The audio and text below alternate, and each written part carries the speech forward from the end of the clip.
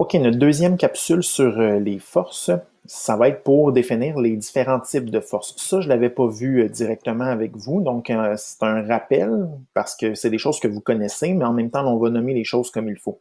Donc, il existe plusieurs types de forces. La force gravitationnelle, la force électromagnétique, la force normale, la force de frottement, puis on va aussi brièvement parler de la force nucléaire. Il y a plein de sous-types de forces, là. Pourquoi est-ce qu'on a choisi celles-là? Donc, on a 1, 2, 3, 4, 5, mais parce que ce sont les forces avec lesquelles on est habitué, mais qu'on travaille plus souvent en sciences de 4, mais aussi en chimie et en physique. Pourquoi je dis en chimie? Ben, c'est parce qu'en chimie, c'est sûr que si on parle des forces qui existent entre les noyaux d'atomes, ben là, ça va être la force nucléaire. Mais on va plutôt parler de la force gravitationnelle en physique. Donc, on commence. La force gravitationnelle, ben, on associe ça à la Terre, là, évidemment. Là. Donc, c'est une force d'attraction entre deux corps, peu importe leur masse ou leur grosseur, là, si je peux dire.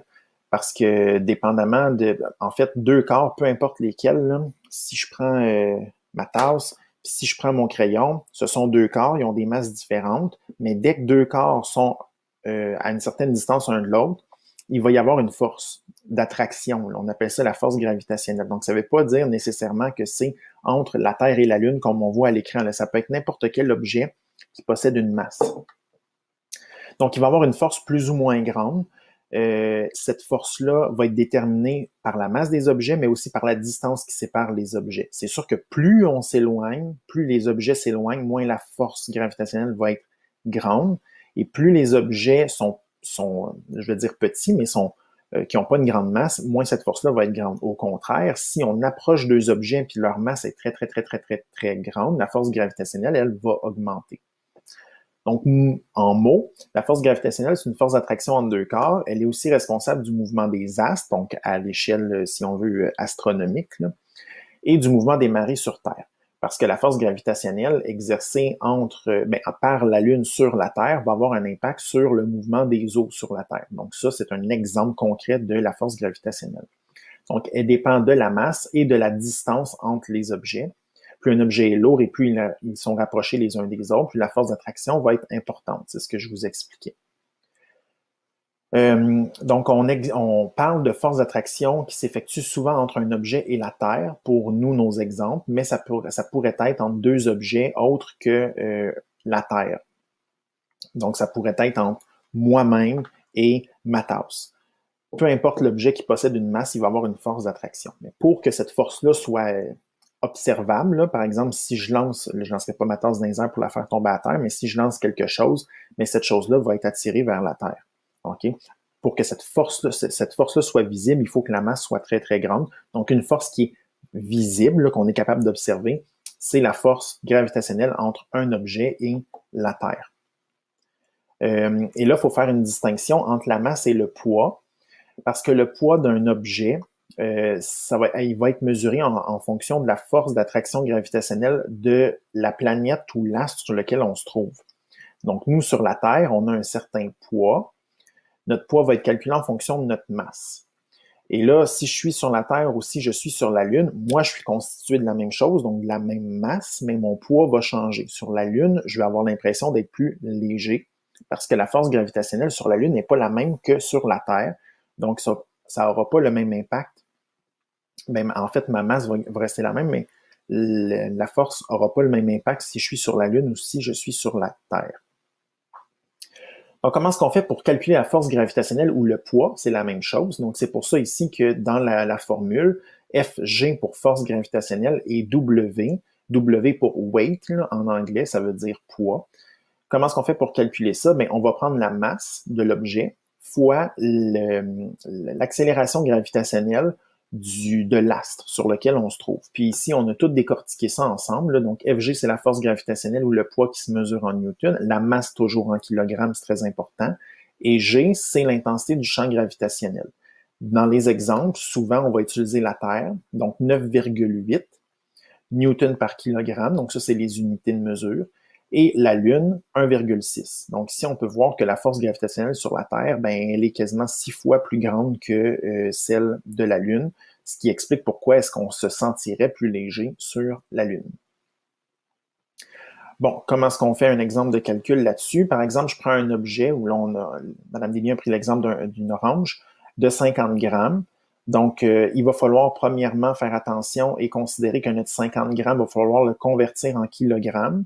Donc, c'est pour ça ici, la masse est en grammes, mais quand on regarde le calcul ici, la masse qui est considérée, elle a changé. Là. En fait, on l'a transformée en kilogrammes.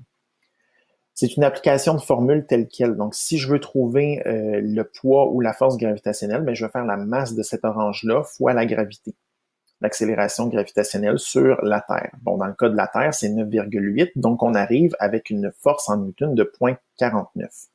Mais, si je compare avec la Lune, que la force gravitationnelle est beaucoup plus petite, bien, quand je vais prendre ma masse qui ne change pas, fois cette force gravitationnelle-là, mais je vais arriver avec une force en newton ou un poids en newton beaucoup plus petit. C'est bien logique. Donc, si on fait un petit résumé de tout ça, puis après ça, ici, je vous présente les exercices en lien à faire avec ça, la conversion entre le poids, la masse, la force gravitationnelle. Donc, vous allez avoir plusieurs exemples que vous pouvez faire dans l'observatoire. Donc, la masse, elle ne varie pas, peu importe où on se trouve. Le poids, lui, va changer en fonction de l'astre où on se trouve. Ça fait pas mal, une fois qu'on comprend ça, ça fait pas mal le tour de la partie conceptuelle alentour de ça, mais c'est sûr que là, il faut appliquer ça et dans des exercices, ça nous permet un petit peu de faire le casse-tête intellectuel là, pour passer de un à l'autre. Puis on peut avoir des exercices pas mal intéressants par rapport à ça. Donc, je vous suggère, là, avant de continuer, peut-être de mettre sur pause, puis de faire les exercices qui sont là.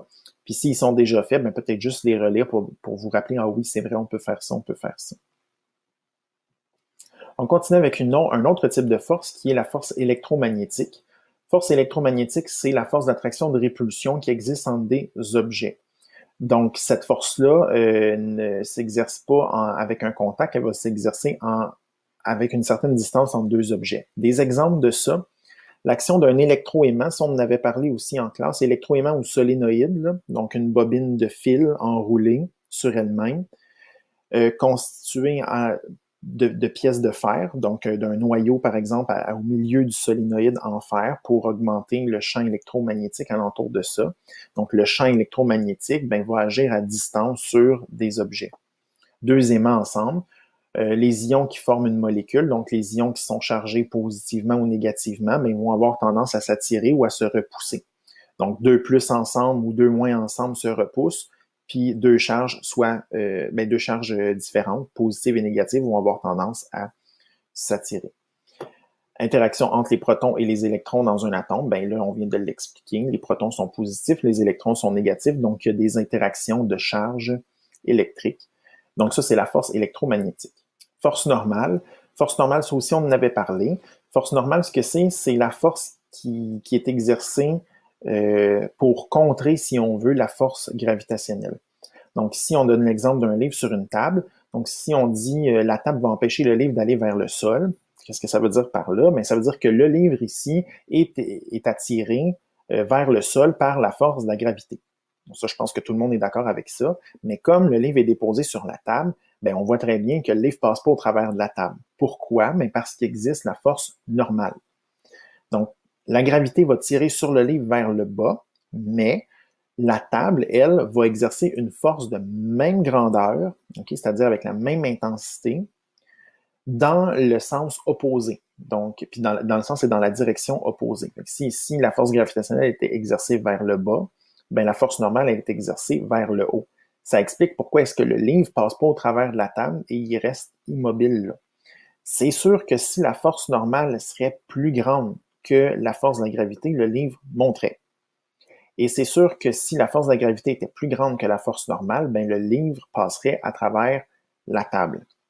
Un exemple peut-être de ça pour vous montrer un petit peu l'impact de la force normale. Là. Puis si on prend l'exemple de quelqu'un qui saute sur un trampoline, quand on saute, on saute. Des fois, quand on est deux, on reçoit le rebond de l'autre, puis là, ça nous amène plus haut. C'est un peu le principe de la force normale, de la différence qu'il peut y avoir entre la gravité, la force de la gravité et la force normale. Donc là, on peut jouer avec ça. Ça fait des beaux problèmes mathématiques. Là, si vous continuez en physique au cégep à l'université, là, les trampolines, ça fait des beaux problèmes de physique mécanique à résoudre. La force de frottement, ça, c'est une force avec laquelle on est habitué de travailler parce qu'on comprend c'est quoi le frottement. C'est une force qui résiste un peu à la force qui est, on va dire, efficace, là. Si on veut déplacer un objet, là, ici, on prend un piano. Si on prend un objet puis on exerce une force pour le déplacer, ben cet objet-là va nécessairement résister au déplacement. Donc, ici, la force de frottement est toujours dans le sens inverse, hein, de la force de poussée. Ça, c'est sûr à ça. La force de frottement va toujours être parallèle à la surface. Donc ça, c'est sûr que si la surface, ici, ce serait le plancher, mais la force de frottement est toujours exercée parallèlement. Elle ne sera pas exercée perpendiculairement, ça n'a pas de sens.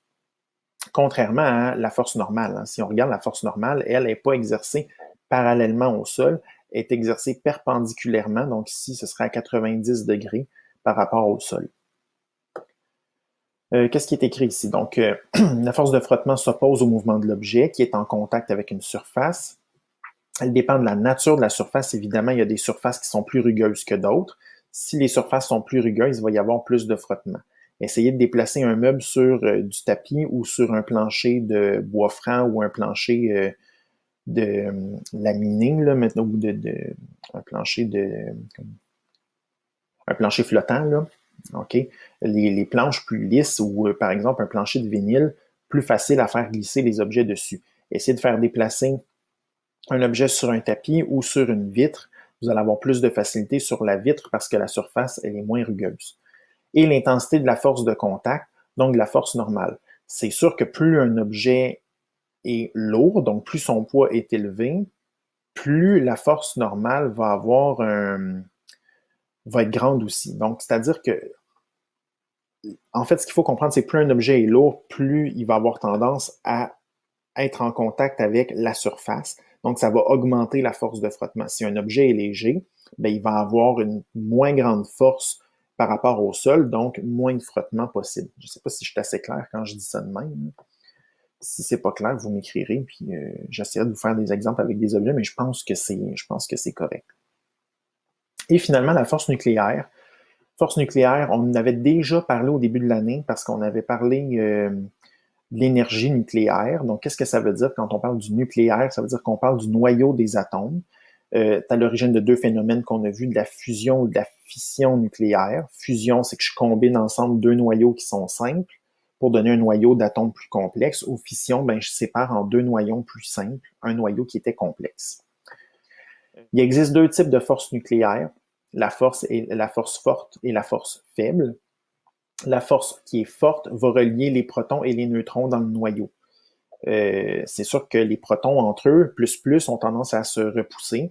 Donc, le noyau aurait tendance à éclater. Donc, ça prend une force nucléaire interne dans le noyau forte pour être capable de garder ça ensemble. Pour la cohésion, ça veut dire un peu la colle. C'est comme la colle du noyau.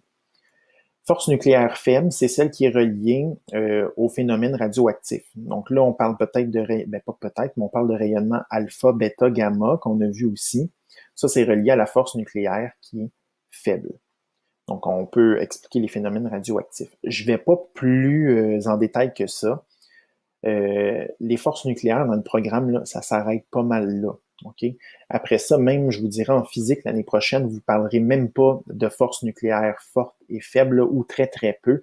Vous allez plutôt vous concentrer sur les forces électromagnétiques ou les forces gravitationnelles. Donc, ça termine cette deuxième capsule-là, en espérant que ça n'a pas été trop, trop long et que ça vous a permis de juste vous remettre dans le bain un petit peu. Donc, si vous avez des questions après tout ça, écrivez-moi, ça va me faire plaisir de vous répondre. Faites des exercices qui ont été suggérés dans la présentation. Donc là-dessus, je vous souhaite une belle journée. On se revoit dans une prochaine capsule de révision pour la partie sur les forces. Salut!